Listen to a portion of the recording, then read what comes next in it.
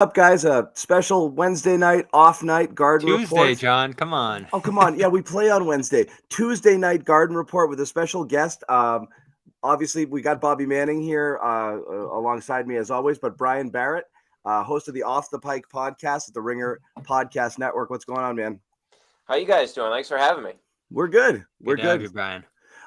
So we'll kick it up. There's a lot of stuff talking, and I'm sure, and I know I listened to some of your podcasts with Michael Pina as well about some of the Celtics issues. We've got Smart and closing lineups. You've got Grant Williams. You've got Rob Williams, and a host of other things to talk about. So we'll kind of kick it all out. I'll kind of start you with this question: Did you spend most of your day or most of the past few days, or let's just say most of today, talking people off a ledge or being talked off a ledge? I would say being talked off a ledge. Okay. When I was doing my podcast today, I told Michael Pina, like, okay, man, I'm feeling a little bit better about this. But after last night's game, I don't know how you guys felt, but that was, to me, it's got to be the worst loss of the season, right? I mean, the Rockets are a team that's in the Wembanyama sweepstakes. Like, it wasn't great for them that they won that game last night. And they almost called in the tank, too. You saw it last couple minutes. But, I mean, I felt like once they cut it close at the end there, they were going to win. And then, like, this Smart thing to me is becoming a real problem. Late in these games, he's just made some atrocious decisions. I mean, I even go back to the game the other night where he's throwing the ball off the shot clock. He dropped a bounce pass from Jason Tatum against Cleveland. Yeah. And then last night we saw some similar mistakes. I mean, the charge was indefensible. He did make a nice play when he drew that foul, but, man, it's just like, I don't understand the rationale with not playing Derek White. That's what I'll say. I don't know why he's not in the court last night. Yeah, Bobby, we've spent a ton of time about this on the Garden Report. Bobby, I want your take on this one too, because this is kind of this is the money right here. We've been talking about this all year, whether Joe Missoula would be able to make difficult decisions if the play on the court kind of necessitated that being the case. And I think we're there, and I think we've been there. First off, just want to let people know that the podcast is powered by our exclusive wagering partners at CLNS Media, FanDuel. If you want, and if you're into this sort of thing, as you know now, it's legal to bet in Massachusetts. So head over to fanduel.com/Boston. Take advantage of that deal. Bet 5, get 200 in bonus bets. I know Brian knows about this as well because you guys are well entrenched with FanDuel over at the Ringer as well. But Bobby, what's your kind of take on the Marcus stuff, man? Because again, we've been all over this all year long. And Brian, I'll tell you, early in the year, among the things we talked about was exactly that. Of the problems Joe Missoula may or may not face is he going to be able to make that type of decision, a difficult decision, where he looks at what's going on and say, I love you, buddy, but the other guys are playing better. And people at home are kind of all screaming the same tune, right? Like, how is White not in this game right now? Missoula himself has admitted that, like, I messed it up. I got to play this guy. And then you see them start that Knicks game. You see them start the fourth quarter with Brogdon and White, which means what? One of them is certainly coming off for Marcus Smart to come in and close the game. It's already been predetermined, regardless of whether or not that's the direction you should go based on how people are playing. So, Bobby, we're kind of back here with this. Like, at what point does it happen? Does it change? Will there ever be a change? It should happen on the given night it needs to happen. And last night was certainly that night. There's been a handful of them recently. And like we talked about last night, Brian, they almost use foul trouble when Smart runs into it as a way to get more minutes for White and Brogdon, swinging in that other direction. So if they're going to, because normally if Brown or Tatum are in foul trouble, they'd probably push them a little further with that foul trouble to get more minutes from them and keep them in the game. When Smart's in foul trouble, it's like you're right out of there. And the evidence is pretty overwhelming at this point. White has had a sensational season. I was saying last night, you would hear Ime last year saying we don't lose much when White's on the court. He said that multiple times throughout the course of last year. I get why Joe defaults to Smart, and I think we all imagined it was going to happen this way this year at some point, that Smart would be that default option just because of his status on the team, probably some amount of his ego, and them wanting to still have him out there for those Smart type plays in the end. But right now you're getting so much more bad than good. Yeah. So you have to consider some sort of change there. What's he waiting for, Brian, if you had to guess? Or is he never going to do it? Looks at it. Yeah. I think eventually, like, he's going to be forced to do it, right? Like, whether it's a tight, that's my hope. I'm holding out hope that, hey, if it's a tight game in the playoffs, he will actually go to somebody else and not go to Marcus Smart.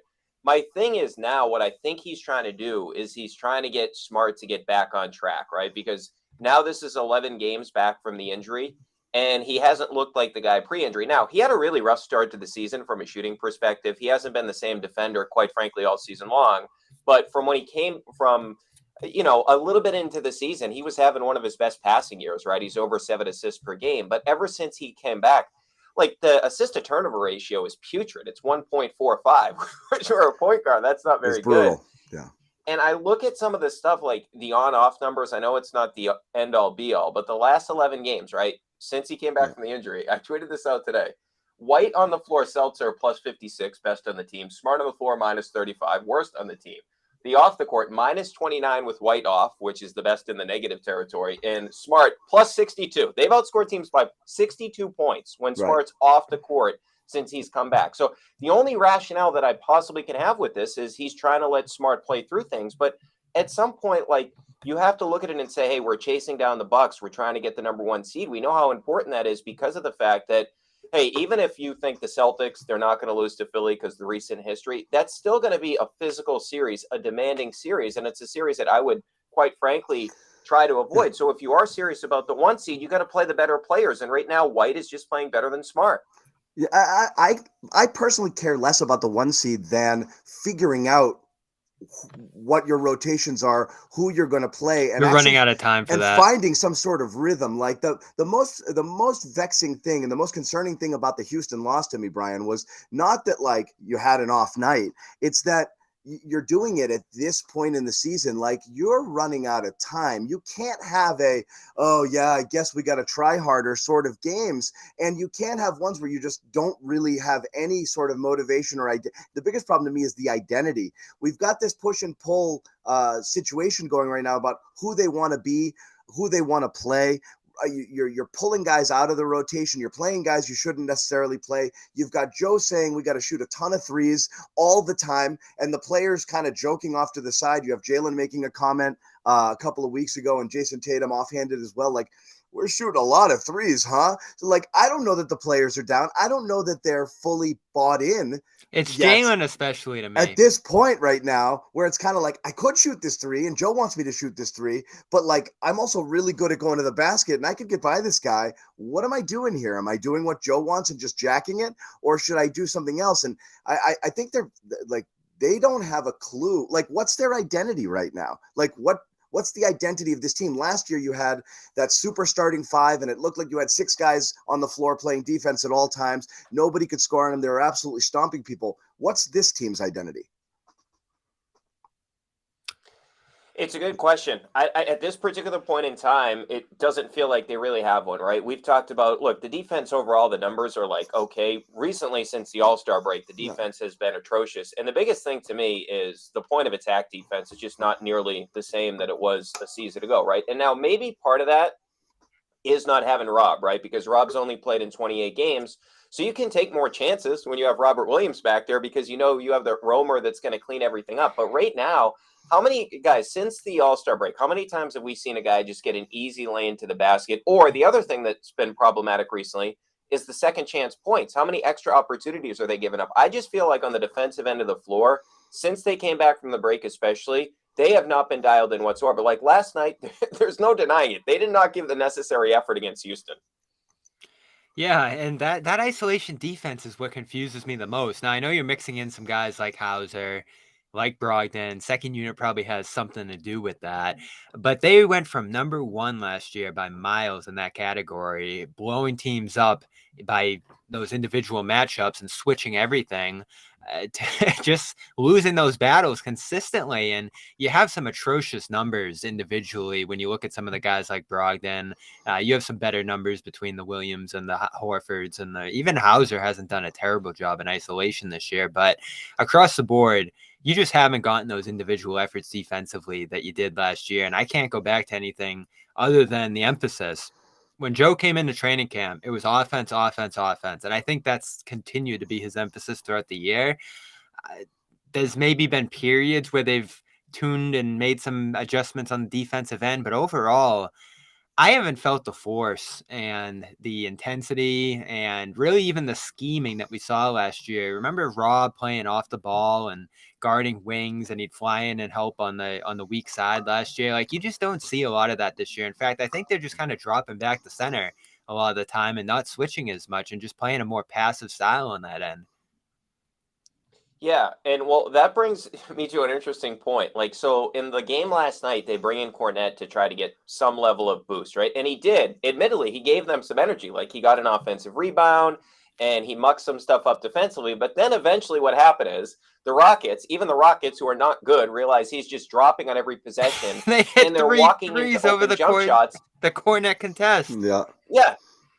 It's embarrassing to me. And that's why you reference the Williamses. Why isn't Grant playing? Like, in that particular situation in the third, why is Blake the first guy off the bench last night as a big? Like, that doesn't make any sense to me. Grant Williams, remember we were talking about this guy getting a $20 million contract because A, he was an elite versatile defender, and B, we know about the ability to shoot threes. Why isn't he playing more? Like, this one to me is one of the most confusing things in recent history of the Celtics, right? Because if you had told me it came out of nowhere. If you told me 2 months ago, hey, Grant Williams, you know what? He's going to get some DNPs. I would have told you, what are you talking about? Grant Williams? He may be one of their, he may be their best bench player. Like, you could have that argument early in the season with Brogdon. So if you do want to improve your defense, I would advocate playing Grant Williams more and not Blake Griffin, as great as he's been in terms of like a limited role. And Luke Cornette, I would play more Grant Williams. Call me crazy. Well, I mean, it's the most perplexing thing, and we keep having the same conversation night in, night out after the games. It's become a full-on Malcolm Butler situation. Like, it doesn't make sense. Like, and we're gonna wonder, like, what happened? Like, there's no way you can. Even if he's less effective, even if the stuff that he was doing well last year and at the beginning of this year, he's not doing it as well. Even if you also have the matter of this elbow, which. Amazing. Elbow report, yeah. He's appeared on the injury report a single time, okay? Once. The night after he misses the 2 free throws that cost him the game against New York. Cleveland. A mysterious report comes out about this elbow issue that's been bugging him the whole time. And he wasn't on the injury report that night, nor was he on the next night. I mean, this is just something you do. If a guy has a small ailment, you put him on there, call him probable. It is what it is. They won't even acknowledge this thing that somebody from Grant Williams' camp probably leaked out to get out there that, there's an injury going on there too. They won't play him at all. 2 DNP CDs. You can't possibly think that they think that Blake Griffin is the better option long-term into the playoffs. It's either a prolonged punishment or something's up that we just don't know. It makes no practical sense because it's not like the other alternatives are better. They don't have alternatives right now. Yeah. Blake had one game, and they were excited about it. Certainly, they were raving about him after it. But then he needs 8 nights off after one good game like that. Like, you can't count on that. You're going to put him in the playoffs and expect that to happen. It's asinine. And we've seen the Muscala. I don't think Muscala's barely played since he's arrived. I don't think that's the answer either. So you have to find a way to make Grant work. Like, isn't it at the point, Brian, that it's their responsibility to figure out a way to utilize Grant to the best of his abilities, even if he's not at 100%? In whatever capacity, mentally, physically, whatever it is? Yeah, well, that's where I land on it is and I know the shooting numbers have been down since apparently the injury was sustained on the 12th of February. He's 34% from 3-point territory since that point in time. But to your point about Blake Griffin, I think it's a good one because of the fact that, all right, when you get into the playoffs, is it more important that Grant Williams was playing well down the stretch or that Blake Griffin was playing well down the stretch? We witnessed Blake Griffin in the postseason last year against the Celtics. He was spinning around like a top trying to cover high pick and rolls, right? We know that Blake Griffin cannot play in the postseason. This has been established. At this particular point in his career, he can't do it. I would not want Luke Cornette playing in the postseason either. Now, you could convince me if you're dealing with some injuries, whatnot, maybe you tried out Muscala for a stint to try to get some shooting going, something along those lines. But I do know that Grant Williams, and I know he struggled in the Warriors series, but a lot of guys are going to struggle against that type of offense. I do know that Grant Williams is important against the Heat. I do know that Grant Williams is important, especially against the Bucks, because, hey, guess what? You have 2 guys on your team that can legitimately match up with Giannis. You have Al Horford and you have Blake Griffin. Al is 36 years old. So if you're not willing to play Grant, that means what are you going to have? Al Horford on the court for 42 minutes? Because Jalen Brown has shown an ability to be a good on-ball defender, as has Jason Tatum is a really good on-ball defender, really good off-ball defender, all that different type of stuff. Neither one of those guys are big enough in terms of their overall strength to cover Giannis. We saw it like in the series last year. They were seeking out Jalen. And this isn't an indictment on Jalen. It's just Giannis is so much bigger. So even Rob struggled in that series. Yeah. So why wouldn't you? A great point. Rob can't cover him either. So why wouldn't you want to get Grant in rhythm? I don't get it. Is it a punishment? I don't know. Like, did he do something that we don't know about? That's what I think. It's like because he won't answer the question, John, whenever it comes up. No, and it's been asked, and we wonder if it's a confluence of things, Brian, in terms of like, okay, there's a little bit of the whining to the officials. There's a little bit of this, there's a little bit of that. There's a little bit of you not doing what you know what I go back to, John? It's hard to say, but yeah, Bobby, I don't know. Go ahead. That game before the All-Star break, they're in Milwaukee. They're shorthanded. They go down that final play in overtime. And I think White threw him the ball, and he's dribbling against Giannis, and he loses the ball, and that was the game there, down 3. Yeah. Stuff like that we saw all the first half of the season, and he comes into the year talking about the layers that he added to his game. You have the ejection against Chicago, all the complaining we talk about. For hitting a woman? Yeah, so this whatever he did, was he barking at the refs there? Yeah, he collided with the ref. Put his hands on the ref. Yeah, there were a lot of things early on, and then beyond the elbow report, wasn't there a report about he's looking for $20 million? He's going to get that out in the market, stuff like that. Looking for 18 to 20, turn down whatever. You're wondering again how much of that the contract's gotten in his own head and it's affecting his play, and they know it. But Brian, I think it has to be some form of a timeout at this point because no other option is sustainable. Yeah, but when Rob went out, Grant had to play more. Him not playing more is just unfathomable. It's almost, I don't know if we're going to get an answer, but you have to expect at some point in the last dozen games or so, they're going to start to work him in again, right? Yeah, I have to imagine. And I actually gave him credit at the beginning of the season because of the fact that he did come into camp in better shape. And then secondarily, the other thing I'd acknowledge is he's the guy that like really had his role flipped maybe more than anybody at the beginning of the season. Remember, it's like, okay, sometimes he's in the starting lineup, sometimes he's not in the starting lineup. And they were always like tinkering with him in terms of the lineup combinations. He was always playing with new guys. And I just look at the fact that if you look at the stretch here where this road trip is not very difficult for the Celtics, and then you have that huge game coming up against the Bucks. I believe that's the 30th at the end of the month. Is that the game against the Bucks where the final game against Milwaukee? Like, my goal would be to have Grant ready for that game because that could be now, depending on what the Celtics do during this stretch, that could be a game that goes a long way in terms of determining your seeding because right now it's 1-1. And I know that you're going to need Grant for that game. Like he's going to play in that game. So you might as well start doing it now because I just like my whole thing is this. What's the upside of Blake and Cornette getting these minutes? What's the upside? Okay, you get a good game from them. Hauser, they don't have another bona fide option. Well, Hauser makes sense because, again, I think Hauser is that guy where I understand why he's playing. You just want to make it perfectly clear, particularly if you have Joe in the style of offense he wants to play. I'm going to put Hauser out here. I'm going to put Brogdon out here in the second unit. I'm going to make it super easy. We're going to move the ball around. If either of those guys get it, boom, you just jack it, and that's what I want. That's what I want to see, especially if you have those kind of second units with Jalen running in there, working with that group. It makes it, the whole thing, it makes sense why he's doing that. It makes sense why Hauser's playing. It doesn't make sense why Cornette or Muscala or Blake play. Those do not seem like viable options. So it's a mystery we have to get to the bottom of, but I don't know that we necessarily will. We're going to talk about a few more things here, but I do want to quickly take a pause, tell you once again about FanDuel here. As you know, wait is over. FanDuel, America's #1 sportsbook, live in Massachusetts. New customers in Mass get in on the action. There's $200 in bonus bets guaranteed when you place your first $5 bet.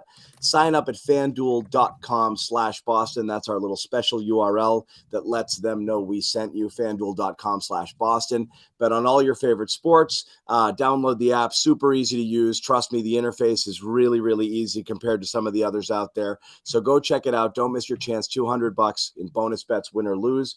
fanduel.com/Boston. Make every moment more on America's #1 sportsbook. Again, have to remind everyone at home, you need to be 21 plus, present in Massachusetts.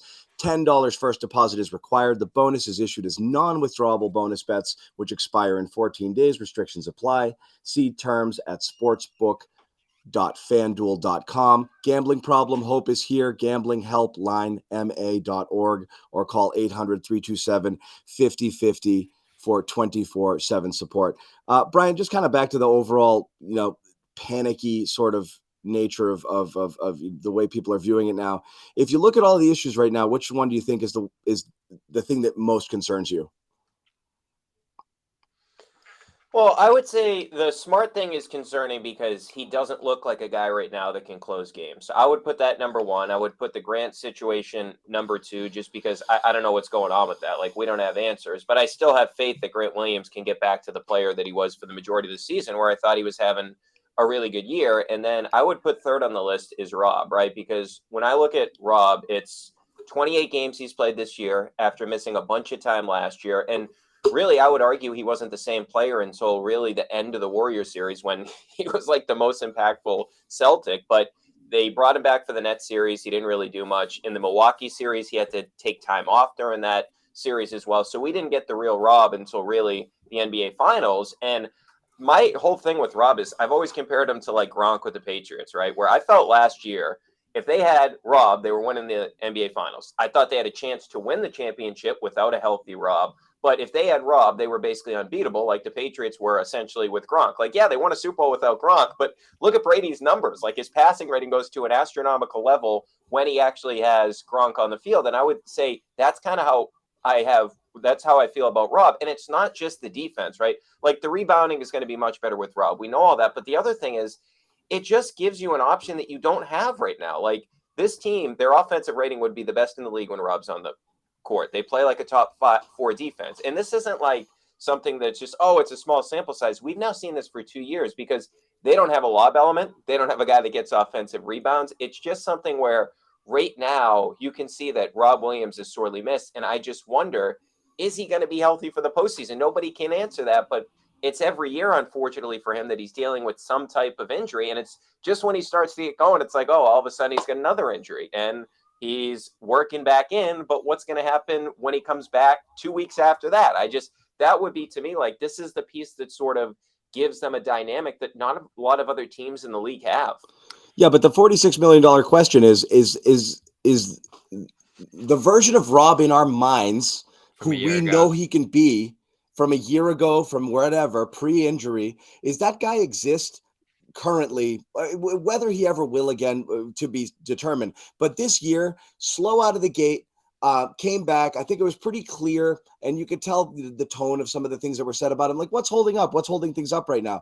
Yeah, he's fine. He's just got to get in shape. So it took him a really long time to ramp up and get his conditioning right. You saw him in the beginning when he was playing. He couldn't really last more than 2 or 3 minutes before he'd really, really get winded. So it took a long time to get into condition. But the verticality isn't there in the same way that it was. He's not flying around in the same way that he was when he was playing that kind of free safety roamer spot on defense last year. Like, even though he's incredibly impactful, he's not the same Rob. Now you've got another injury and another setback and even more time on the shelf, and him coming back late in the year. Like, it's not coming off of knee surgery like it was last year. But do you expect anything close to top Rob when he does come back? Yeah, I mean, it's a difficult question to answer, right? Because we have to see, like, I don't know. I hope that we can get close back to that. And I have to imagine that this one, at least it's not the knee problem, which we've seen that has been a recurring issue. I thought before he suffered this most recent injury, like, I thought he was close. Now, I'm not saying that he was peak Rob from last year, but I thought he was getting pretty close, and he was having the impact. And now I know his blocks are down from where they were a year ago, but I thought he was pretty damn close to the guy we saw last year. Yeah, and you're seeing, I guess, yeah, you're in a similar category with the on-off stuff with him too, especially with the rebounds. Like, the offensive rebounding, defensive rebounding swing is huge when he's out there. The efficiency certainly was there as well, but I think the two biggest areas I looked at were that finishing around the rim. Not quite as high up there. You'd have some layups. He's not getting off the ground as quickly as he used to. Yeah, across the rim. And then defensively, I remember a game just before he went out. I forget exactly which one it was, but offensive players were getting shots up over him on the perimeter. He was really struggling to get out there and contest those. Now, you'll still take them. You'll take any version of them. Back to your Warriors point, Brian, he was a shell of himself in that series, and they were still like plus 35 or whatever it was when he played. So just having him out there with the length, with the defensive posture and the rebound he brings is going to be a positive for them, even if it's going to come off the bench. And when we're talking about these lineup discussions right now, it might almost make sense to send him to the bench. Yeah. I don't know if we're sending Marcus to the bench, but certainly I would look at sending Rob to the bench at this point for 5-minute bursts or whatever he was doing in January when he was at his most successful this year. I think hockey shifts is the way to go with Rob. I think that's what you actually kind of need to do with him is keep it in short spurts. But again, do you go back, Brian, what Bobby's saying here? Do you go back to double big, which was single big? Huh? Double big or single big? No, I'm asking Brian, would you go back to double big if Rob comes back and put him back into that starting lineup and roll with it because it was so good last year and we've seen it good in spurts?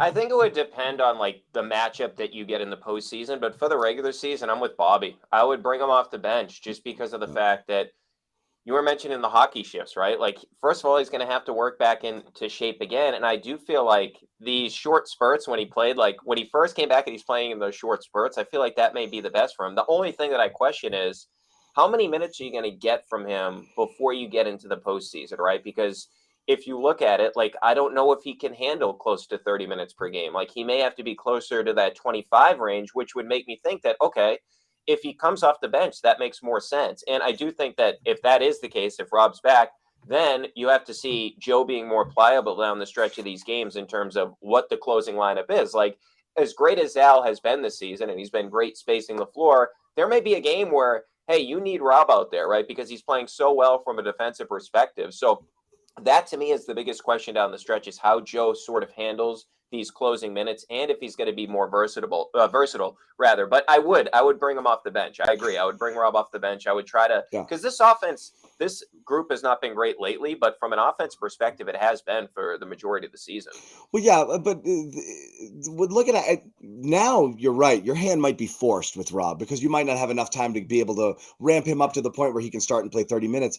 But it seemed to me to make perfect sense. You have a guy in Al Horford who's your only other viable big, really. And of course, you've got other guys you could bring in there. But with Grant not playing right now, you're extremely thin at that position.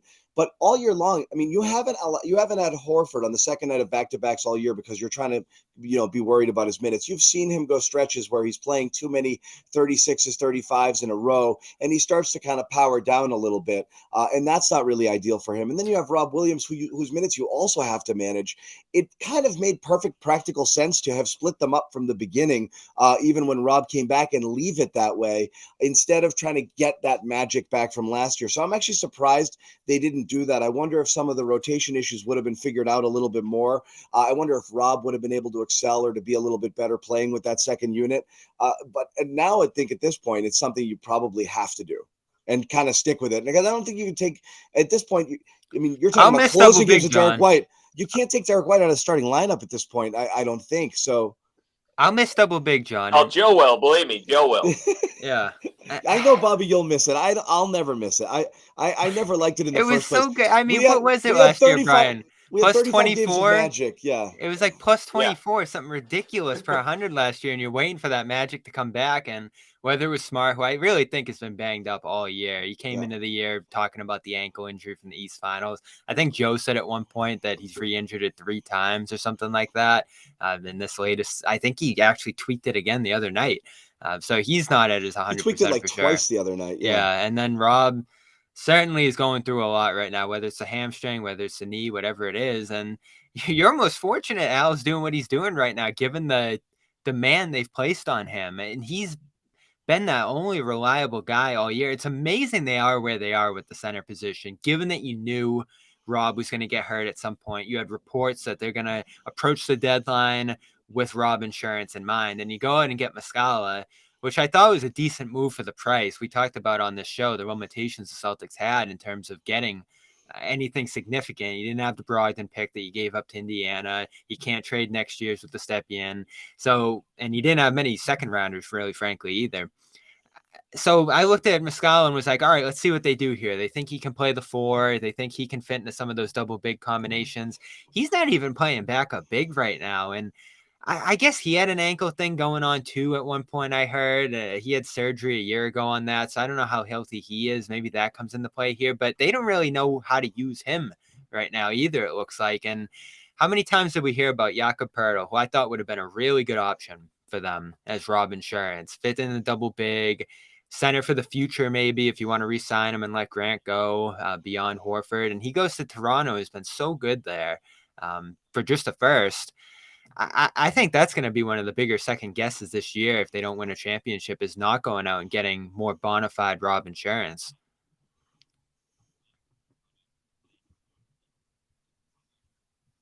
Well, and especially, too, if you don't see a lot of minutes from Muscala. Like, remember one of the first games he played here? He played, like 40-something minutes? It was, like, the most minutes Milwaukee he's played game, in, like, 4 years or something. The game against Milwaukee where he was just out there for an eternity, and then they had to give him a night off because he had to recover because he hadn't played that much in the Milwaukee game. So he had to, like, recover from that. But, now, it's a fair point on the Poeltl situation, especially considering how well he's played for Toronto. The one thing I will say, though, that I think would be interesting if you decide to bring Rob off the bench is they have actually found something. Like, how many times have we talked about the non-Tatum minutes over the past couple of years?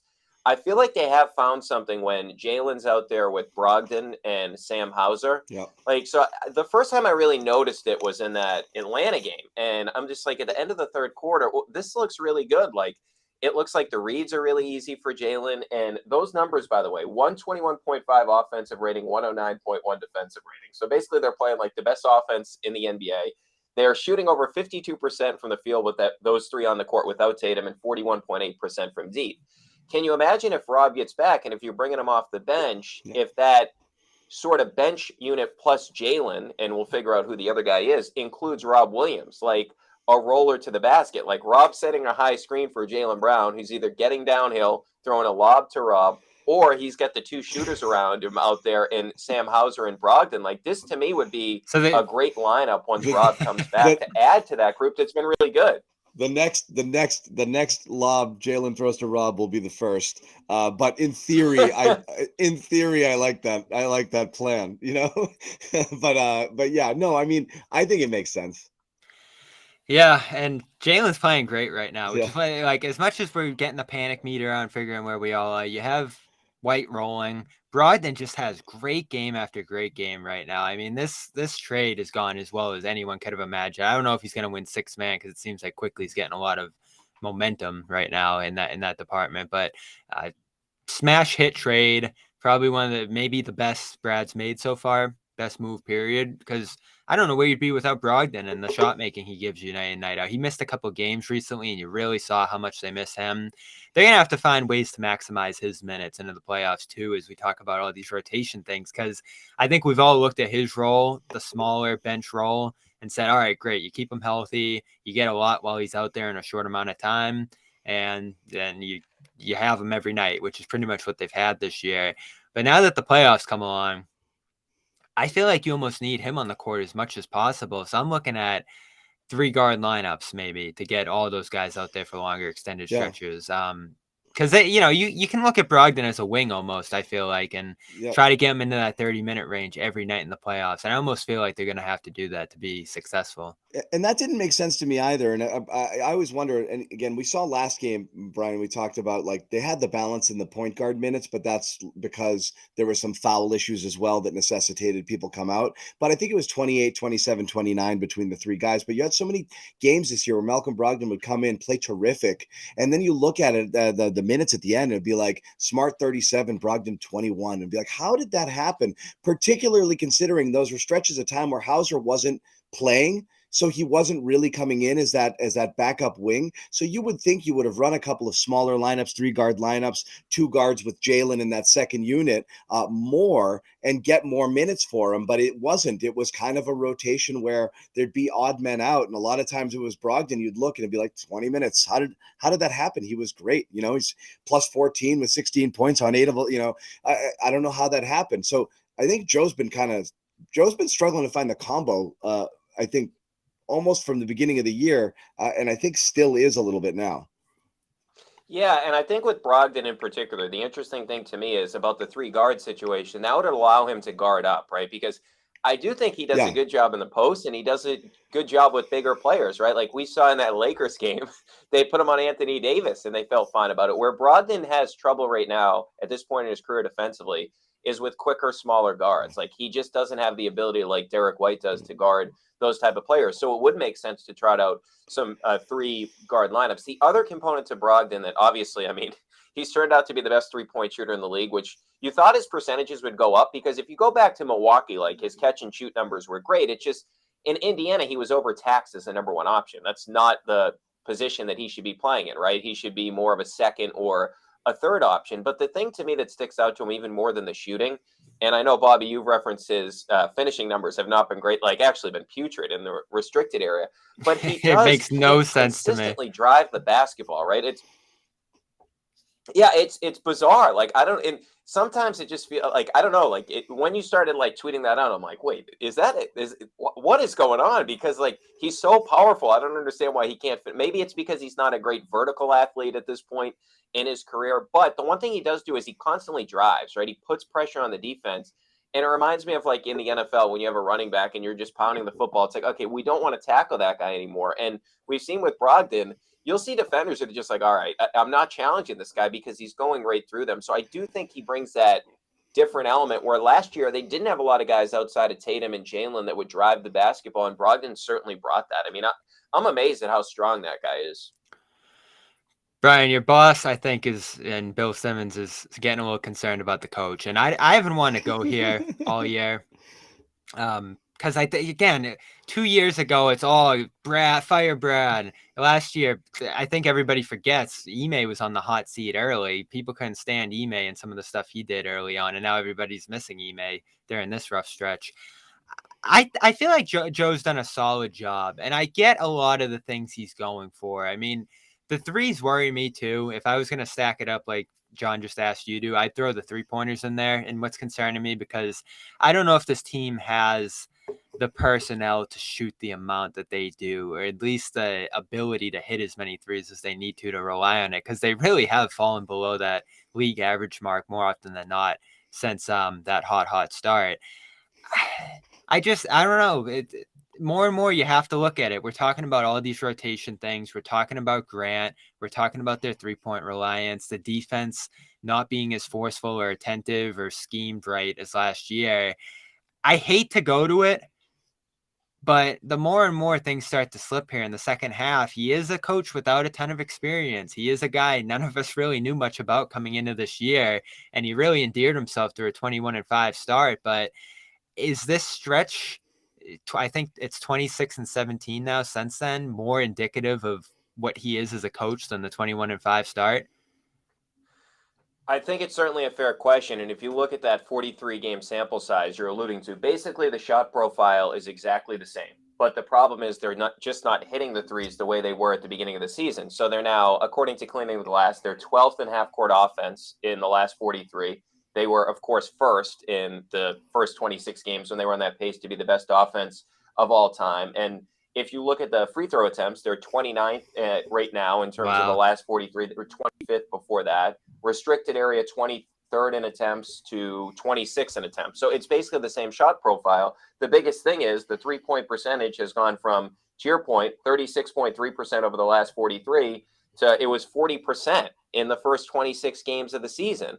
So my whole thing is, okay, when you get into the postseason, are you just going to adjust on the fly to what you've been doing all season long? Because it's like they don't really have another way to play if their threes aren't going in consistently. Now, my hope is in the playoffs, what happens is, okay, teams are on to you. You don't get all the pretty stuff we've seen in the past. Your offense gets fucked up.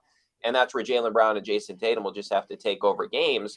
But my biggest thing is like the lack of an ability to get to the free throw line where you should be able to get easy points. That's the biggest one to me. It's just alarming. And maybe this is like to the point that you guys were making earlier about Jalen. It does feel like he's kind of pushing back against it. Like, wait, why are we taking all these threes? Like, because Jalen's one of the best pull-up 2-point shooters in the league. He's over 47% on mid-range twos. And it's like that part of their game has been completely abandoned. Gone. And that's Jalen likes to take it to the cup, pull up for ridiculously difficult contested mid-range twos that for some reason he makes it just a unbelievably high clip. That's the thing we talk about that on the show the most is that like what are they? Who do they want to be when they grow up? Again, you're just simply running out of time. Joe wants these threes. He wants them to play this way. And that's it. That's who you are. You're going to get into the playoffs and it's just going to be shrug the shoulders. We didn't make enough shots. That can't be it. He's been able to say that game in and game out so and that's far, what he keeps saying. Well, we got good looks. They didn't fall. You see it after every game. You get to the end of the year, though, and no one's going to accept that from him, and he'll have to have a better answer then at that point. And lately we've heard him. He got a little more critical last night. I think he's looking at some of the smaller things that they're not doing right now and starting to criticize them for that. You had Brown's mistake late in that overtime game, the take foul. Last night he's talking about free throws. So he's starting, I think, if you read between the lines, I think, start to go at guys in a discreet way, I think, at this point. So he's even fine-tuning his approach. We haven't talked about the timeouts in a while. I think he's starting to do those more often. So we're seeing him grow and evolve on the fly. And again, I get what he's going for. Like Brown and Tatum had ridiculous years at the rim with all the spacing. When they hit their mark from three, they never lose. I think they're like 17-1 over the last 18 when they shoot over the league average. So I get what he's going for across the line here, and they do have good shooting personnel, but it makes me nervous. Like they're just going to put up 53s in a game, and if they miss 16 in a row in the wrong spot like they did against Brooklyn there, you're just going to throw up your hands and say, we missed shots, because a lot of these teams that have shot threes at a high rate historically, Houston, Utah, teams like that, haven't gone very far, and I know every situation's different. They're probably as best suited personnel-wise, other than the Warriors, to do what they're doing. But it has not been very successful. Yeah, and that's the thing is they're not all created equal. That's the kind of thing that we're stuck on. Like, and it's hard that's the hardest thing to look at when you look at the numbers, Brian. It's like, are they getting the same type of threes? Are they just not falling because it was just an anomaly? They should have never been that hot to begin with, and this is closer to who they actually are? Or are they just settling now because that's who they think they're supposed to be and not really working for the type of shots they were getting early in the year? It was beautiful basketball, watching them moving, cutting, moving without the basketball, how quickly it was getting to open shooters. And it looked like and again, I bought it. I drank the Kool-Aid, and that's hard. They looked like the Warriors. I don't do that often. And I drank gallons of Kool-Aid at the beginning of the year. Like, forget defense. I love this team. Be this all the time. This is great. You'll figure out defense when you need it, when you get to games that actually matter. They had Tatum in MVP contention category, and he's miles from that now. It's crazy. Has their approach changed to how they're going about getting these shots? Yeah, I think it has a little bit. The one thing I'll say about Tatum is, like, from March through the end of last season, like, his pull-up threes were outstanding. He was over 43%. But what we've seen this season is legitimately, and this is not meant to be an indictment on Tatum. Like, I love Tatum. He is legitimately the worst pull-up volume jump shooter in the league. A guy that's shooting him at a high volume. It makes no sense. It's like 30% in a effective field goal of like 40. It's really, really bad. Yeah, and I think sometimes, like, all right, I've noticed with Tatum, when he gets a big on him, he's really good at the sidestep pull-up three. Like, when he gets a big on him, that's a really good shot. Sometimes he will settle when it's a smaller defender, and that's where I'm like, you can just get to the basket, because he's so much more athletic than these bigs. He creates so much space. That's a good pull-up three from my perspective. But the one when he settles for it against smaller defenders, I don't like that. But this is something that's been going on all season long with Tatum. So we'll see if he can get hot like he did last year. But to your point about, like, the quality of the threes, like, you can look like the open shots and all that. Like, I get all the data on that. But the one thing I will say is, and maybe this goes back to the rotation because these guys are playing so well together, but do you remember early on in the season how often we would see, like, clips coming out from the Celtics offense where the ball is just flying around? Like, it's a drive, it's a kick to the corner, it's a kick to the wing, it's back to the top of the key, and it's a wide open three. Like, when's the last time we saw that type of ball movement from the Celtics? Like, I can't remember, like, a stretch where I've seen it. Like, that was, like, beautiful basketball they were playing at the beginning of the year. So to your original question about the quality of the shot, even if you can look at the data and say, hey, the shots are still open, it's definitely not the same quality of open shot that they were getting early in the season where everybody was in rhythm, right? I just feel like they're out of sync right now. And I do come back to maybe play the guys who were playing for the majority of the beginning of the year. Yeah, and also doesn't it neutralize, like, what is Jason Tatum to you at this point?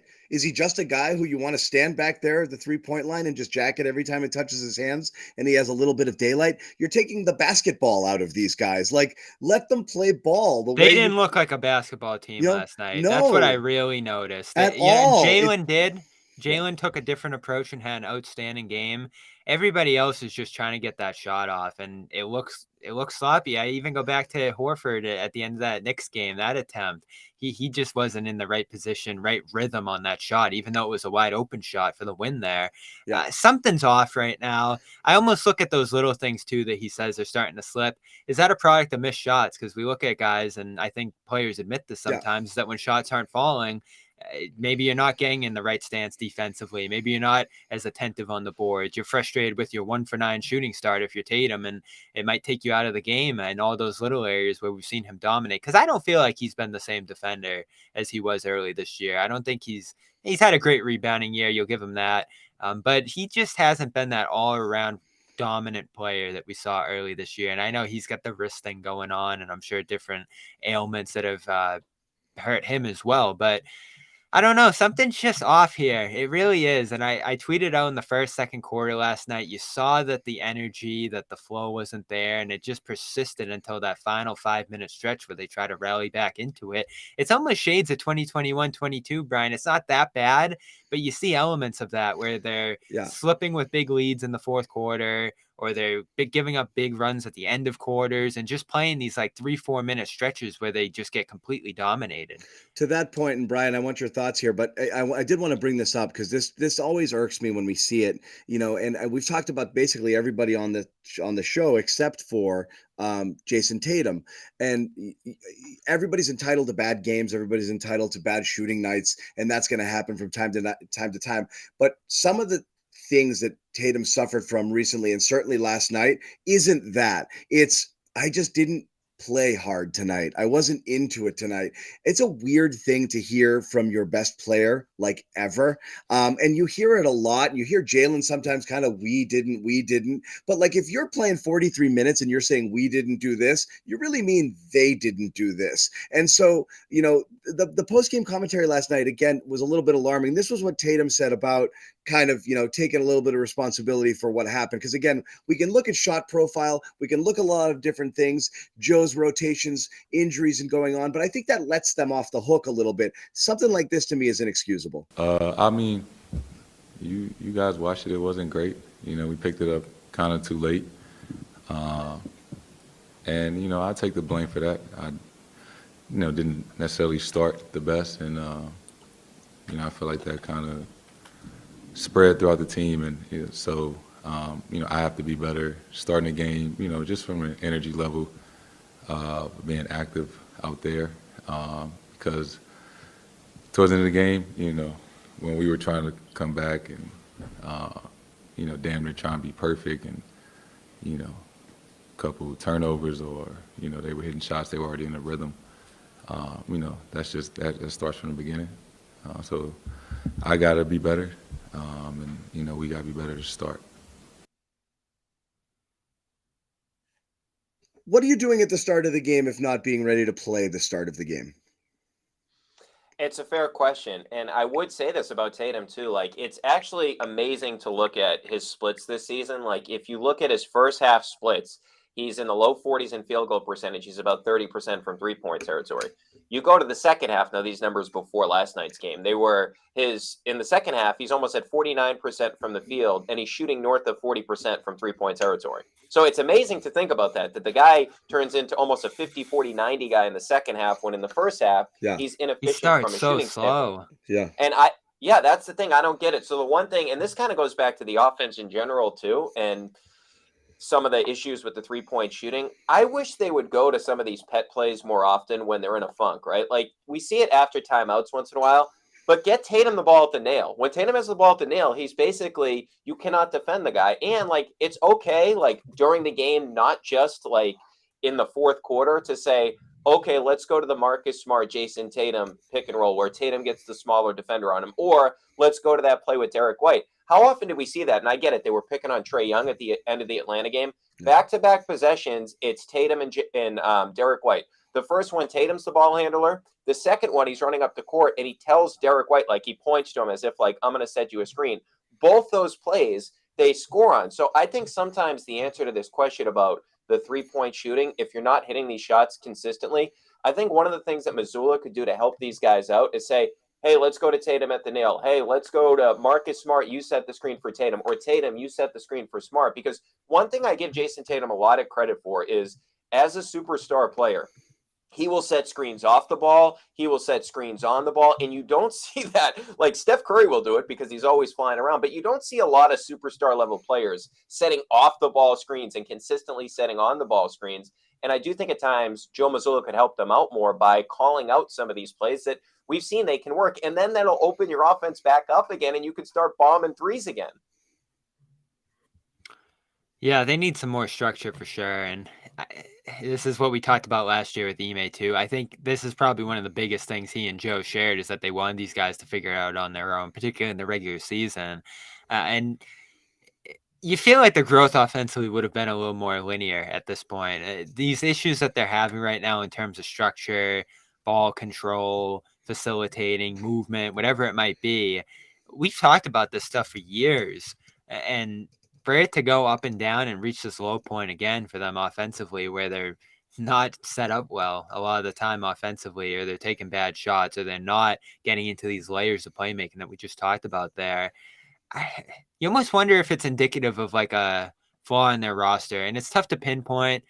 I think you start at the top with Tatum and Brown, and then you go from there. Like it's easy to say, oh, Smart's playing bad or Rob's hurt or all these little things we look at, but we go back to Brown and Tatum and like the conversation we had last year, the whole split them up thing.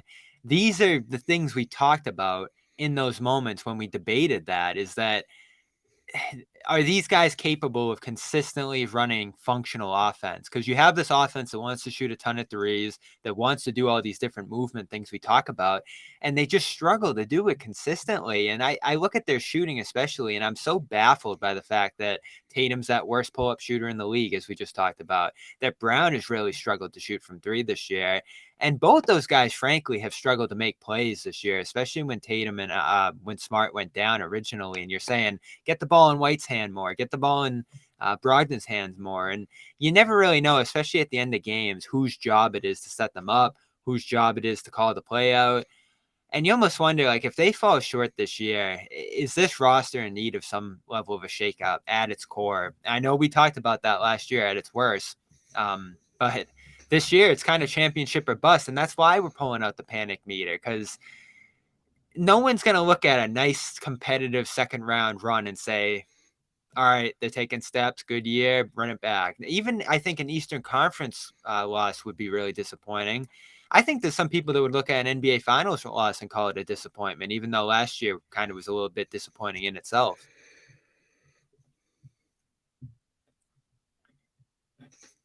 Yeah, just going back to one thing you said about Jalen, I just want to piggyback off it real quick. So I just looked at this. So you mentioned like the volume of threes that Jalen's shooting and how poorly he's shooting from a percentage standpoint. So Kevin Durant is probably like maybe the best mid-range shooter of all time. He takes, and I know he's injured right now, he takes 4.3 threes a game. Jalen takes 7.3. And I know that everybody wants to point to the 3 points and say like how efficient it is to take all these threes. But if Jalen Brown is legitimately one of the best pull-up 2-point shooters in the NBA, isn't it on somebody on the coaching staff or somebody in the organization to say, hey, Jalen, maybe not 7.3, maybe 5.3, or maybe like Kevin Durant, 4.3 per game. That to me is like understanding the personnel. Jalen Brown has never been a great 3-point shooter. He's never going to be a great 3-point shooter. Yes, he can get insanely hot, right? Because we've seen Jalen, he's one of the best shot makers right now in the NBA. So there is going to be a quarter where Jalen hits 3 threes in a row and you want him to keep taking threes. But you can feel that process out. I would advocate for him to take more pull-up twos and take 4 twos. Like, I don't know why he has to take so many threes. But in terms of like the shakeup with the roster, I'm sure you'll hear that. And I'm sure you'll hear that, like, unfortunately for Missoula, if he goes out earlier than expected, like if they and I know they own Philly, but if they somehow lost to Philadelphia, who's getting the blame for that? I mean, who would get the blame for that series? You're not going to blame Tatum. Like maybe Tatum gets criticism, but he's your superstar. Jalen is your second best player. And from my perspective, like who on this team would you consider trading? Like, what would be the guy that gets you something? Because you were mentioning earlier, you've given up a lot of picks. Like, Smart's not going to have a lot of value if he continues to play the way that he's playing right now. So I don't think that you do have like a player that you could say, if, and like knock on wood that this doesn't happen, like that the Celtics go on to win the championship. But who's the guy that's getting you something back big time in return? I guess the only guy would be Rob, but you would like to keep Rob around. And the problem with him is, what's his value based on the injury situation around him? Like, I don't really think Smart, like, is Smart a big ticket item right now? Like, what are you getting from Marcus Smart? It's so funny because how much it shifted. Last year, Rob was untouchable. This year, I don't think he's got any value at all because of the injury stuff. And I think most people are at this point think he's well on the back nine, and the drop could be precipitous at this point. Not saying it will be, but it's possible. Arthritis sets into that situation, and you're talking about, your Kemba, and then it's over. And it's over before you know it. Especially with how much he relies on nobody's giving up anything real for it. He's a gamble. He's a cherry on the top. He's a sweetener to a deal where before he might have been closer to a centerpiece. Marcus has lost his value, I think, as well. Amazingly, Derek White probably has the most trade value on your roster right now. If you were to trade something that you view as a redundancy, because right now he's playing the best. What's funny, John? One of the trades we kicked around last year, and I know Indiana ended up getting a ton more than this, but a Sabonis for Rob thing. Think of the impact Sabonis would have had on this roster. And there were moves probably across Sabonis for Rob and picks and other things. And we did talk about that as something. I think you're out at this point. You're talking about full-on makeover by trading someone like Jalen and completely restarting. So Jalen's an interesting thing, right? That's the only thing you could do if you had to remake it. But we're nowhere near, Bobby. We start talking about that, I know, but we're in this place, and I was looking at it today. I think Nick Wright tweeted I was all NBA team, and Jalen wasn't in it. So, well, you're facing this decision this summer where if you can offer Jalen supermax money with an extension, he'll probably take it. If you can't, you're still offering this deal that's well below his market value. So you're now 1 year away from Jalen's free agency, and you don't know if he's staying or not. And that, we've talked about it, John. I think we talked about it with Hayward a couple of years ago, and these decisions a year out, that's when you have to make your decision. Is he staying or is he going? And if he's going, this is probably the time to start thinking about what you might get for him. Because if Brown walks out the door, who knows how much longer Tatum's here for if you can't build a sustainable roster around him. I don't think we're there yet, Bobby. So you think you'll be able to retain him? No, I just don't think that that's a conversation that's necessary at this point, because you'd have to have a calamitous end of the season in order to start questioning whether or not you have the right pieces in place. I'm just talking about the contract. Yeah. Because you're going to go to free agency with him if he doesn't make All-NBA. And he could do it again next year, and they can offer him that the year after if he makes it next year. But keeping him is easier if he makes All-NBA, but he's pretty fringy. I think you've got 10, 11 guys that are automatic, and he's fighting for a spot for the last 2 or 3 slots with maybe, 10 other viable candidates. It's going to be a close call, but I don't know I don't know that that's something they're thinking about right now. Well, and I think, Bobby, I saw your tweet about when Nick Wright tweeted that earlier. I think the interesting part about Jalen with that is the position, right? Because I feel like Tatum got screwed with this a couple of years ago. Like, remember when Kyrie made the team, but he had less votes than Tatum because Tatum got votes at like a different position. Like, he was getting votes at guard and forward. And I feel like Jalen may suffer the same consequences. Like, I believe that if you're voting him as a forward, he should make the team, right? But guards, the guard line is just so deep in the NBA right now that he's not going to make it. And I agree with the fact that we're definitely not there yet. They got another postseason run to go. And like, this is the biggest commodity in the NBA, right? You want wings that can play both ways. And I know Jalen's not a perfect defender. I feel like sometimes he falls asleep off the ball. He's not the best off the ball defender. But when he is challenged one-on-one, I feel like he holds up relatively well, even if the numbers don't always favor him when it comes from that perspective. But I do think like the guy that will have the biggest question mark if the season is over is the head coach. But they just took the interim tag off Joe Missoula. They showed a lot of faith in Joe Missoula. So I don't really see them making a move on from Joe. And like, who's the guy out there, right? Where you're saying like, there's this great coach out there. Like, for example, the NFL this year, it's like, oh, Sean Payton wants to come back in the league. It's like, okay, everybody besides, a handful of teams would want Sean Payton. It's really not like, who's that guy right now that's and you're talking about a fourth coach in 4 years. No, wait, Right. Have we forgotten already? We had this conversation already. We had it at the end of 2 seasons ago when everyone was like, are you crazy? Brad Stevens is a genius. He's one of the best coaches in the world. Who's out there? How could we possibly improve? And then they bring in somebody and we largely credit that person for cracking the whip and getting a system in place and getting these guys to play hard. So I don't think that's an issue. If you have got I always use this analogy, like if you're in a bad marriage, you're not waiting to get divorced when you find the next true love. You're just like, I got to get out of this situation. if Missoula's bad, well, depends on the prenup. Yeah, right.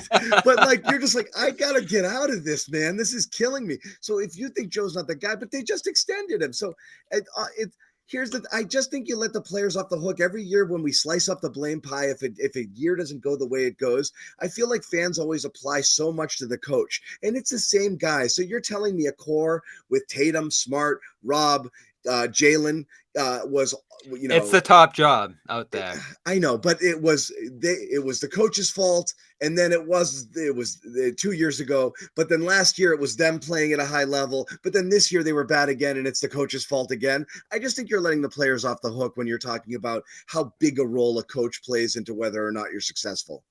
And I know it matters, but I don't know that's the end all be all. I think it's such a quick. They might need it though. We have such a quick trigger to get to Missoula, to get to the coach all the time and point to them as the failures. Like nobody wants to criticize their children can do no wrong, right?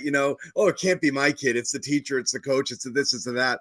I think fans are so defensive of the players. We're so quick to blame the coach. I don't know that Joe's the reason they're going to go down this year if they go down. But let me ask you guys this question as it pertains to Missoula. Think about what we've been talking about for a while here in terms of his issues with the rotation and his reliance on three-point shooting.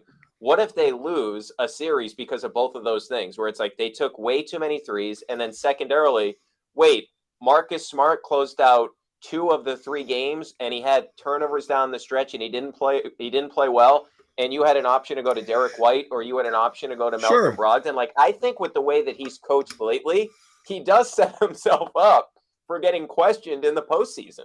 But doesn't that presuppose there's a better option out there? If Joe Missoula insists on shooting threes, and we don't know for sure that the other way is better and that they could necessarily win another way, it might be the right approach. They're just not doing it well, or they're not doing it right, and he may say, okay, play this way, and that could be a million times worse. So you don't know necessarily what the alternative is to that. It's the same thing with the rotations. It makes sense to us to play a certain person, but again, it's analogous to a baseball manager leaving the pitcher in instead of bringing somebody in from the pen. There might not be any other way. Guy gets a hit, the manager was wrong. That guy strikes him out, he was definitely right, but you don't know what would have happened if the other scenario played out. So I think we're assuming that it would have gone differently if something else had happened. And I don't know that that's always the case. The players are the ones out there either making the plays or not.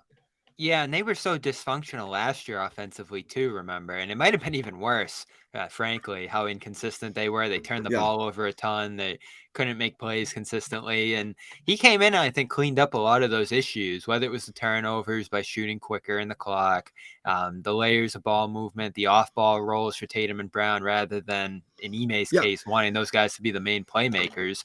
So I give Joe a lot of credit, too, for tightening up an offense that I think at its core is pretty dysfunctional and really keeping it as tight and efficient as it can be.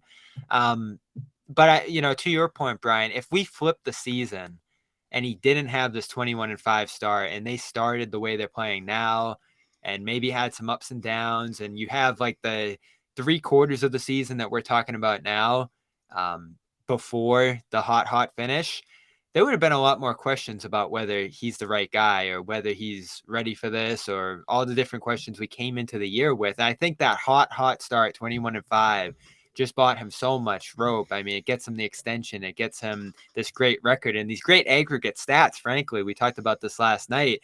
Their stats across the board look so much better because they had the best start imaginable for 26 games. And now you're looking at everything since then. If you just boil it down to them, I don't think has been up to par for what they have as a roster. And I don't know if that's their style, their coaching, or if it's these guys just kind of getting tired of those emphases. Because I do sense that Joe's frustrated with them. I do. I know he won't let on publicly. It's I know he 3 won't coaches in a criticize them row, Ime Bobby. style. That's the thing. It's 3. They have played for an entire season under Brad Stevens and for 2 half seasons. We've seen the same problems against 2 separate coaches in a dispirited and inconsistent manner. At some point, like what's the common variable there? It's the players, it's the core. And I know there's different things, injuries, blah, blah, blah, and this and that, but this is a really talented and deep roster, which right now is dealing with a couple of bumps and bruises, but like there's no major excuses beyond. It's just, you've got a stretch here of like pretty inconsistent basketball. You had it for the whole first half of last year and almost the entire year before. So again, 3 different coaches. I don't know. Yeah, I do feel like with Missoula in particular, and you kind of alluded to it, Bobby, it does feel like he's on full tilt right now. Like the comment that he had, I can't remember which game it was after, but he was talking about the layups. Like, hey, he actually said, why don't you guys ask me when we miss layups? You only ask me when we miss threes. And that kind of tells you like he's kind of frustrated right now with the questioning that he's getting at this particular point. So like from an offensive perspective, I agree with most of what you said, Bobby, in terms of he's improved a lot of things. Certainly, even if I have some of my issues with the dependence on the 3-point shooting. The one thing I will say is this. Do you think the defense would look this way if Ime was still the head coach? Like, do you think these blow-bys, especially since the All-Star break, would that be tolerated? Like, I feel like Ime, he put his stamp on the defense. And, hey, if you weren't going to defend, he was going to take you out of the game. And I feel like that same pressure has not been put on the defensive end. To Missoula's credit, he said at his opening press conference, right, I'm going to stress the offense. We need to improve the offense. And they've done a lot of that. Like, another thing that they've done a lot more of this year compared to with Ime. They've been much better in transition. And if you look, they're always looking for the head-to-head pass. Like Smart does it all the time. Derek White does it all the time. Like that's been a major part of why their offense has been significantly better this year compared to last year. But the accountability on the defensive end, I feel like, and look, their numbers overall look good in terms of their defense. But I'm talking about more lately. I feel like the defense just doesn't have that same level of, like that last year, for lack of a better term, they were predatorial. Like they did not want you to score. They were mad when you scored on them, right? Like that was their identity. Back to how we started this about the identity of the team. And I just feel like they don't have that in them right now. In terms but you don't have Rob or Smart. They just want to muck everything up. They want to take. I'm sorry, you don't have Rob or Smart at the height of their powers. That has to be part of what's going on a little bit with the defense, though, right? Yeah. Yeah, but it's also individual efforts. Yeah. And forcing turnovers. I'm sure they're not playing as aggressive. And they, everyone across the board on the roster says we don't have Rob. When we have Rob back there, we can get more aggressive. We can do things we can't do without him. If Rob was Rob all year, do you think they're having the problems? If Rob was last year's Rob this year and healthy all year, are we worried about the defense nearly as much? If Marcus Smart hadn't sprained his ankle like 11 times this year, like I'm not saying it would have been at the level it was last year, but I certainly don't think we'd be looking at it and be like, these guys have major issues right now on the defensive side. I don't believe so. No, because Rob played at a defensive player of the year level last year prior to the injury. So no, certainly not. But I do think there is something to some of the slip with this team defensively in terms of Smart. Like he's the point of attack defender. And even like when you watched him the other night, when he got kicked out of the game, Trae Young went by him like on that particular play. Like right, he went by him. Like that should have been an and one for Trae Young. And I feel like I haven't noticed this level of like lack of being able to shut guys down from Smart. He'll still make the smart plays. Like he got the late turnover late in that game against Houston. But I've seen way too many times this year where Smart has got lit. Like, and Mitchell's a great player, but man, Mitchell lit him up. Like if you go back to that number, and the tracking data isn't the be all end all, but Jalen and White were significantly better on him. So I feel like what you had last year is you had an elite on ball defender in Marcus Smart. You had another guy on the wing in Jason Tatum, rather, that was great at that and great helping. And you had a shot blocker and a big that could switch in Al Horford. And I feel like with the exception, and Al's numbers are down as a ISO defender, but he's still been pretty good. You don't have Smart. that you had last year, and you don't have Robert Williams like most of the games you play in. So the defense is not near the level. But I do think there is something to the effort. Like I'll die on this bridge that they are not playing with the same level of intensity on that side of the floor. Yeah. I think the start on offense, that was probably the worst thing that could have happened to them, because it was like, oh, we could just beat teams doing this.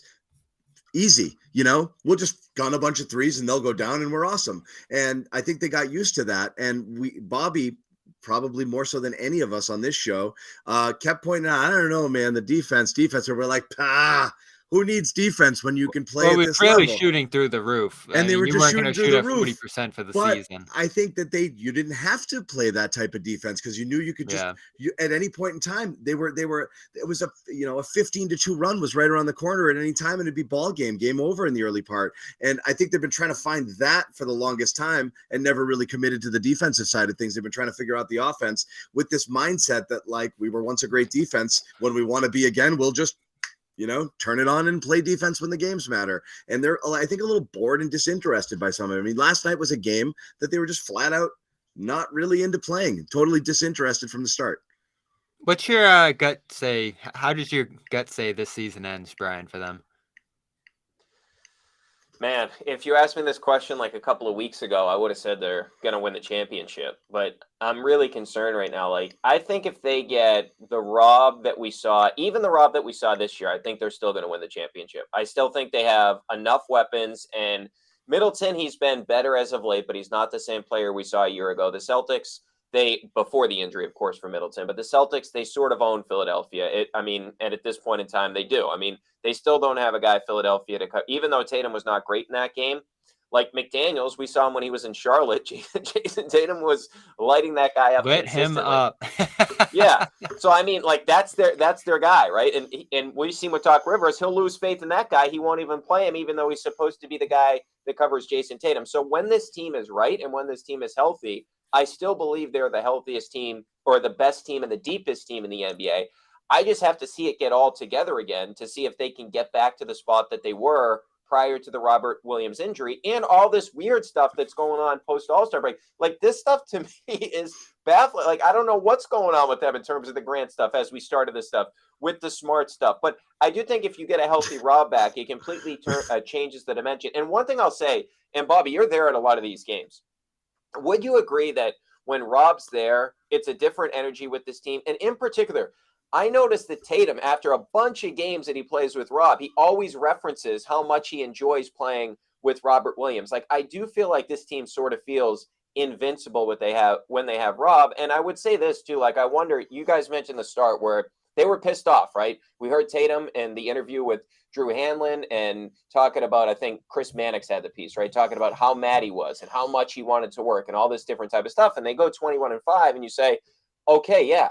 At some point during the season, that wears off. Now they're at the point where it's like, okay, the pressure's back on us, right? Like, they really, guys, they let one slip away. Golden State was a better team. I'm not going to deny that. They played better in the finals, but Middleton went down. You played a Miami team that wasn't great in the Eastern Conference Finals that you should have handled in less than 7 games. You really had a golden opportunity, almost like the Bruins in 2019, right? Where all these teams that were supposed to be great, like the Tampa Bay Lightning got upset, the Washington Capitals got upset. Like, you had that road pay for you, and the Celtics didn't finish the job. I have to imagine they're starting to feel some of that pressure, especially it's going to ratchet up when they get into a Milwaukee series, because we've been hearing all year long about, hey, they didn't have Middleton. They didn't have Middleton. I'm sure the Celtics hear this as well. My hope is that they're just going through the dog days, and they'll turn it on when we get closer to the postseason. Yeah, I think they need all 3 of those guys that we talked about tonight. Smart's got to be Smart. They need Smart. I know everyone thinks he can just push him to the side and let these other guys take over, and that'll solve some things. I think he does have to be at the point of attack, at least as a point guard offensively, for them to be at their best. But it might take a short-term adjustment. Rob, I think all of us came into this year saying that if he's right, they'll win it all. If not, they're probably not at that level. And then I'll even throw Grant in there. Like, I keep saying this again and again through every benching. They need him. Game 7, Milwaukee last year. you don't win that game without him. And I don't know, if you give Hauser 17 threes in a game like that, maybe he could knock down 7 or whatever it is too. But I don't know. Grant to me is one of your guys. Like, he is in that circle. I think they need to keep him in free agency, frankly. And I think when he's at his best, when he's at his most confident, he's a really, really good borderline starter for this team. And missing that guy, period, I think shows as much as anything else through these last couple of weeks. I was screaming all last night, get him out there. I know he didn't look great, but he comes in, he blocks that shot weak side. He can't get a shot off, which is still the weirdest thing in the world right now. But except I think you got to get him quarter. back in there. You got to get him back. Yeah, against the Blazers. He Fourth takes quarter 8. a couple games ago. His elbow looked pretty good.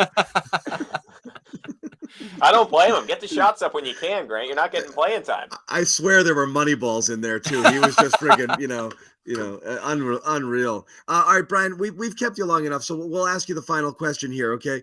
Where here are you, okay? Where on this panic meter are you right now? Okay. I'm gonna say I'm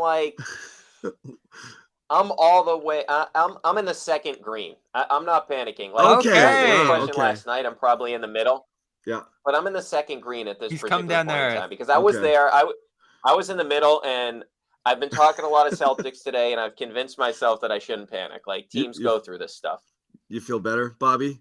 Well, I would feel a lot better too if the coach would just play Grant. Like, I still like this, and I know we've harped on this. Just play the guy; he's good. Like, I don't understand it. What's his fixation with Blake Griffin and Luke Cornett? It makes zero sense. I don't know what the end to that is. Yeah, like, you can't get back in the flow and become himself again without playing. And these other guys, we know they can't fill that role. Even Hauser's been great this year, and I think he's such a nice supplemental piece. Weirdly stubborn. Grant. There's shades of Belichick in Missoula in terms of how he's dealing with the media and how defensive he gets and how he doesn't like to be questioned. And it really feels like Grant, there's something going on beyond what we know. But you're right. I agree with you both. He absolutely has to play. Well, he has to play Grant. We know he sleeps more than Bill. He said last week on the Sports Hub that he tapes his mouth shut. So we know he's getting more sleep than Bill. Bill totally normal, sleep, man. It's a totally normal thing. Yeah, he does love to talk about his sleep. There's Joe's an interesting cat. That's one thing, and being around him, he really does. He really is pretty even keeled and confident in the approach, and he is certain that what he's doing is the right moves. And I know he's trying to learn in places on the fly. I loved him talking to I don't know if you saw that KG and Pierce episode, Brian, where they came through and were talking to him. There's a lot that I like. There's a lot that intrigues me about him. Like, he's just a little bit different. I think he has this plan that's worked in large part this year, and these guys seem to respond and enjoy playing for him too. I mean, he got the seal of approval from the start once Ime got suspended. So I've held out. I've trusted him. I know he's given me a lot of crap and pressers and other guys too, but there's a lot I like about him, and I'm rolling with him. Yeah. The one thing I'll say is I remember when I was in college, right? This guy, he was playing for West Virginia with one arm. He had like a torn shoulder, and he's playing in the NCAA tournament. He's playing in the end of the regular season with basically one shoulder. I remember battling John Wall, some of these big-time guys. Yeah, he beat him. So, I mean, I hope he gets it right in the postseason, but I can't understand some of the decisions and look, I don't want to rehash the Grant thing, but it's just, I mean, it's one of the most bizarre things. Like, I compared it to the Kendrick Bourne thing, right? Remember the Kendrick Bourne situation? Yeah. Where Bill just wasn't playing Bourne, and that one, okay, if you told me before the season, hey, Belichick is going to have one of his receivers in the doghouse and he's not going to play a lot, that's believable. This Grant thing to me is just, it's not believable. I still am fascinated by it. I cannot wait. Maybe we'll never get the answer, but what the answer is right now for why he's doing it. I'm fascinated by this. 0 minutes is unfathomable. I understand if you didn't love what he was doing, taking him down from his average of 26, 27 to 20 or 18, or giving some of those minutes to Hauser or doing different things based on matchups. 0 means there's a problem. 8 last night. The zero and the refusing to put him on the injury report. If he was truly just getting healthier, they would just sit him. But like the 0 and the not acknowledged injury that he supposedly has feels like he's being punished for something. Again, we don't know, but it's beyond bizarre, Brian. He came so close too in Cleveland, hitting those 4 threes in the second, 2 chances to win a game at the line. It couldn't have gone any worse in the end. I know. That was bad. I thought he was going to be back. I really did. Like, he was good in that game. I thought he was going to be back. If he just hit one of those 2 free throws, Grant Williams is probably back, which is the unfortunate part. Can I ask you guys one question? Okay. Yeah, go for it. So did you guys watch the game last night on NBC Sports Boston? Yes. Are we allowed to talk about this? I feel bad. I might have to recuse myself as a former NBC Sports Boston employee.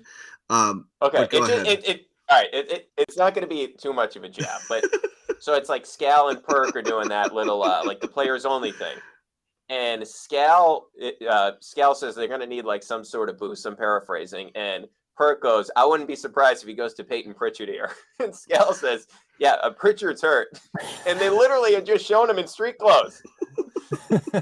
That was hilarious. Yeah, but you're bringing in a guy like Perk. You just want him to lob some bombs and just be Perk. I don't think there was a ton of game prep going into that. For I love the very beginning. My favorite part of the night was right at tip off. Scal asks Perk a question right off the tip, and Perk goes, "You're gonna have to wait a minute. I just climbed up all these stairs." They only talk about 20% of the game. It's a pretty tough watch, but it's in our chat yesterday, I'd say that along with Marcus and Joe were probably the top comments that fans were obsessed with there. We do want to mention a couple of things before we go. Once again, our sponsor here, FanDuel. You want to check that out, go to fanduel.com/Boston. Take advantage of that awesome offer.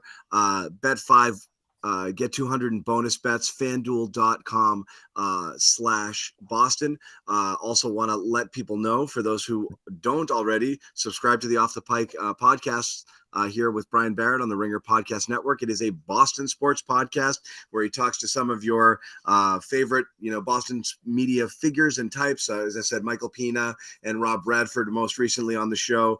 Check that episode out. There's a lot of Celtics talk on there, talking a little bit about Jacoby Myers, talking a little bit about the Sox and what's going on. So that's always a fun listen. Something I listen to, and I think it's a great way to get caught up on the Boston sports scene. How's that been going for you, Brian? Oh, it's been a ton of fun, man. I've been really enjoying it. And today was fun with Pina. He's trying to walk me off the ledge. Like, I was very concerned about the Celtics. So that was a lot of fun. But yeah, we had James White after every game during the Patriots season. So that was a bunch of fun as well. I mean, we've had some great guests. Charlie Weiss. I mean, my boss, Bill Simmons, he comes on when he's mad. He'll text me. Yeah. I want a piece. Yeah. He had a tweet last night.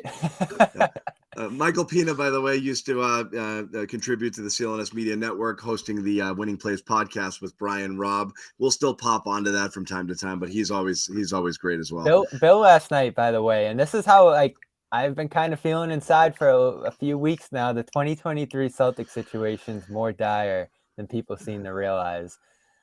I don't know if I go that far, but that's kind of reflective of how I'm feeling a little bit. Like you talk to people nationally, we have guests on the podcast, Brian. Everyone's like, "Oh, come on, they're the 1 seed. They're great. They're amazing. They'll be fine." But we're watching night in and night out, and we're like, I don't know. Yeah. Yeah. Well, it's funny. Like his dad told me. Like, I had his dad on the pod a while ago. He's been concerned about Joe Missoula from day one, so he was ahead of this thing. I think us Boston people, we just have that in us. We're always waiting for the worst around the corner. It's what makes us great. Otherwise, it wouldn't be. We overreact to the positive and the negative, and that's always how it's going to go. So,